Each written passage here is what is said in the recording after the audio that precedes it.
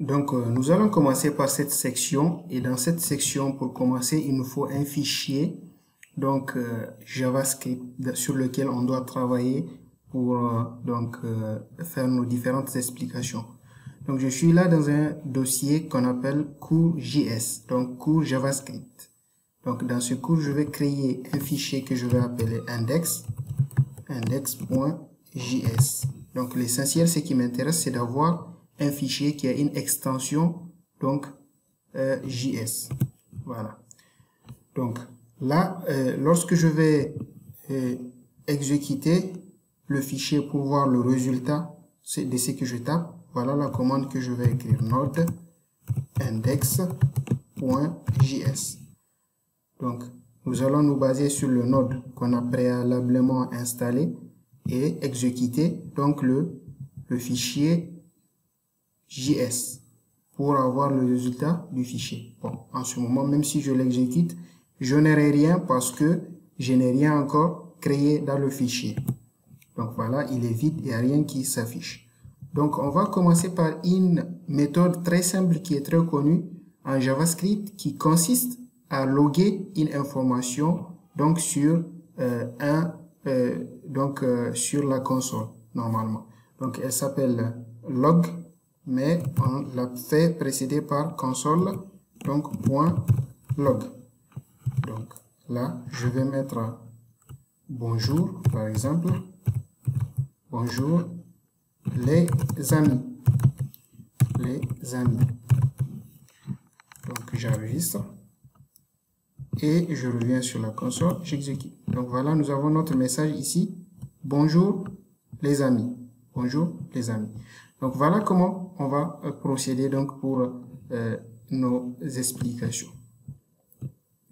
Donc on va parler des variables. Donc une variable, c'est un emplacement mémoire dans lequel on peut mettre une information. Et cette information peut changer de valeur en fonction des modifications que nous apportons sur elle, en fonction des actions que nous faisons sur cette variable. Donc en JavaScript, avant, on utilisait var pour définir toutes sortes de variables. Plus loin dans ce cours, nous allons voir qu'il y a de nouveaux mots-clés qui ont été intégrés dans le langage et qui permettent une meilleure création, une meilleure gestion des variables. Donc var, par exemple, je vais dire non. Var non. Donc égal à Bachir. Donc voilà. Var, par exemple, taille, on va dire, allez, 1,8. Voilà. Donc là, j'ai deux variables. Et vous remarquez que pour définir une variable string et pour définir une variable numérique, ça c'est taille numérique, et nous avons nom qui est chaîne de caractères. On utilise le même mot-clé. Donc, automatiquement, le compilateur, il va comprendre quel genre de variable je suis en train de créer en lisant sa valeur à ce niveau. Donc, je vais essayer de vous montrer ceci. Donc, console.log pour afficher. Donc, je vais faire type of, c'est-à-dire le type de, je donne le nom de la variable, non. Donc, pour savoir le type. D'accord? Donc là, j'enregistre, j'exécute à ce niveau. Et je string. Je fais pareil, je répète cette ligne à ce niveau. Donc, je vais mettre taille à ce niveau. Taille. Je vais arrêter, réexécuter. J'ai number, string number. Donc, il est en train de me dire que la variable nom est de type string, comme l'éditeur m'aide aussi, et la variable taille est de type numérique. Donc, c'est pour cela qu'il m'a mis number à ce niveau. Donc, voilà comment on crée des variables en JavaScript. Maintenant, pour afficher la valeur de cette variable, il suffit juste de la passer ici. Ne plus mettre ce type script. J'enregistre, je répète l'exécution. Donc, ici, voilà. J'ai Bachir 1.8. Donc, comme vous avez dû le remarquer, ces deux informations sont liées. Hein? Ils concernent une même personne, le nom et la taille. Donc, si on veut ajouter l'âge, le poids, on doit encore ajouter d'autres informations. Donc, ce qui complique trop la gestion en utilisant juste des simples variables. D'où la nécessité de ce qu'on va voir tout de suite, qui s'appelle donc object, les objets.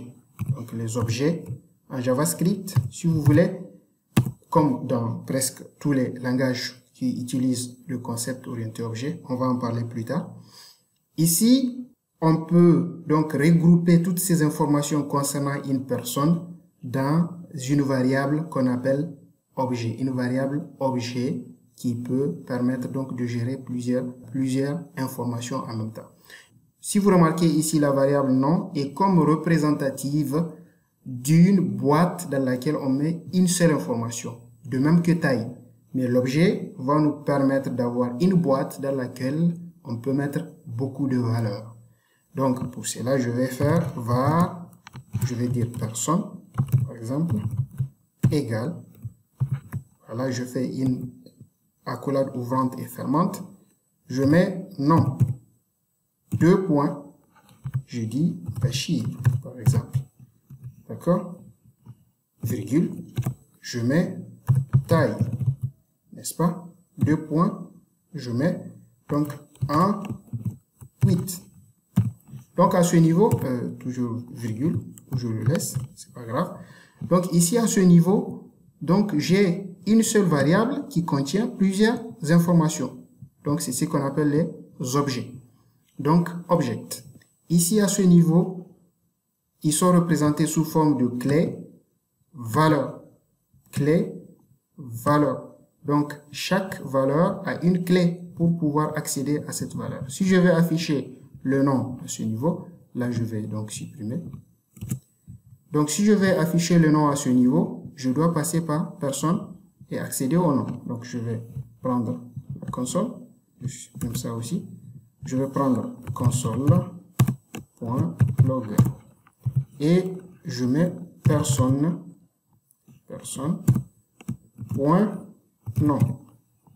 D'accord? Donc à ce niveau, j'enregistre. Quand j'enregistre et que je vais effacer la console, voilà. Donc ici, je vais faire node, donc, ou bien je fais tout simplement le bouton défiler en haut pour remonter la commande. Je lance, donc je Bachir. Quand je change personne.taille, donc je peux accéder à la taille de la personne et je l'affiche. Donc ici, je vais exécuter cette commande. Donc je trouve 1.8. Voilà. Et comme je vous disais que les objets sont représentés en termes de clé-valeur, je vais vous montrer ceci. Donc je fais console, object, ça je vais revenir par la suite dans nos prochains cours pour voir.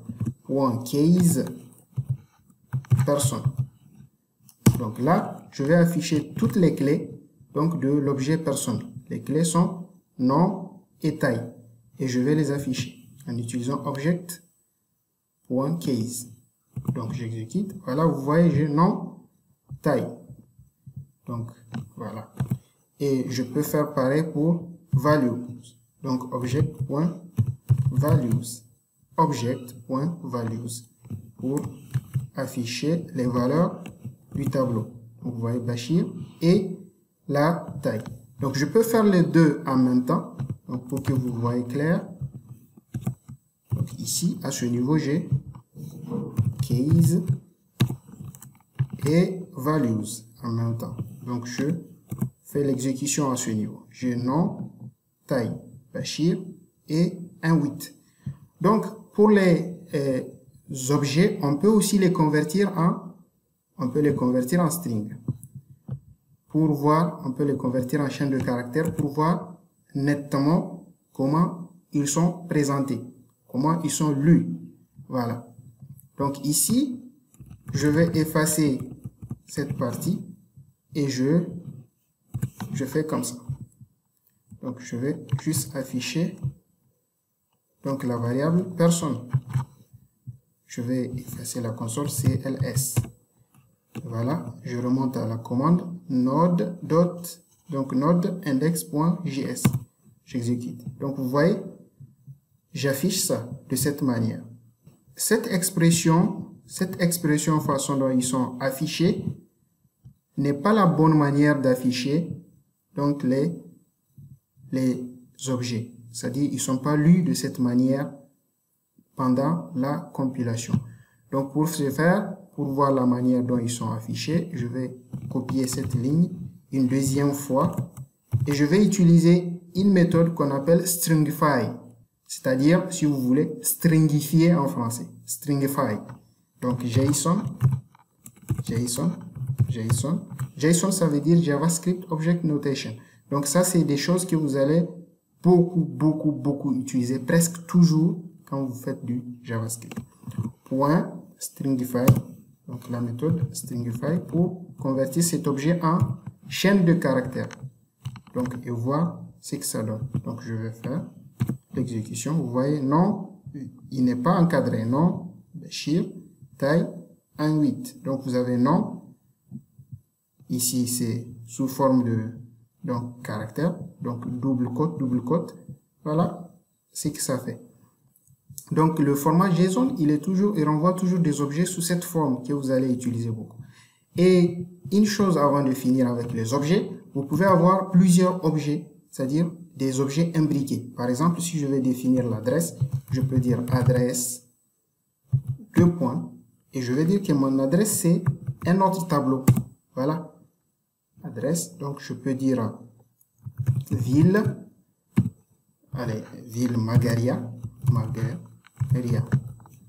virgule, quartier, par exemple, quartier, on va dire Kitari, voilà.